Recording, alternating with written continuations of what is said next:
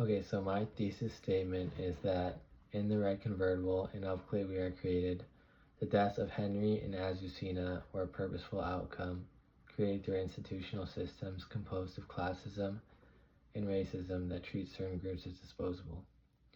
Erdrich and Allende show through the indigenous veteran and the impoverished girl that the government intervention is withheld to allow suffering and death of certain individuals.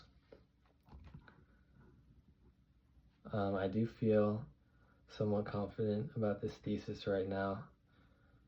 To me, what's important in an argumentative claim is that it's not something that when someone reads it for the first time, everyone will notice, and that my claim is also not something that everyone's going to agree with. So I want something that makes a clear, arguable assertion and that requires some historical and textual evidence to support it. And then also in my thesis, I use the word withheld because I want to emphasize that the governments are actively deciding to do harm to certain people. Some of my important supporting points are that characters from each of the stories exist in a system that marked them as expendable before any tragedy has occurred. For Henry in the red convertible, I can show how Native Americans were getting drafted into the Vietnam War at higher proportions than other groups, disproportionately higher proportions than other groups, and how they are being forced into some of the most dangerous positions, all while there is termination policy to get rid of tribal sovereignty. Then for Azucena and Of Clay We Are Created, I can talk about warnings the government was given about the eruption and the very high likelihood that it was going to occur, but them deciding to choose that economic concerns over the possibility that it was a false alarm was more important than the safety of that population. And then I also plan on talking about how the government responded in the stories and specific institutional racism that applies for each of the stories. I think that my strongest source, or my favorite source, is Culture, Ceremonial, and Stress, American Indian Veterans in the Vietnam War. In this source, I like the way that it illustrates what indigenous veterans were going through and their experience of how they were exploited.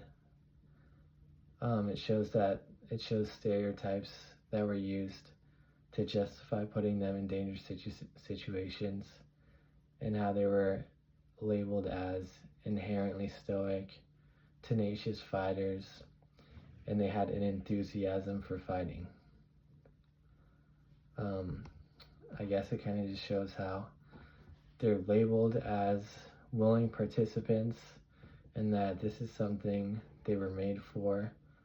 And I just feel like in reality, it was just a bunch of teenagers who were drafted into this with no choice. And I feel like this source does a really good job showing their experiences of this.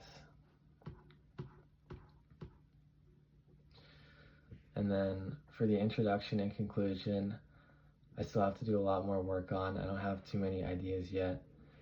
I still want to do a lot more research and mostly a lot more time rereading the text.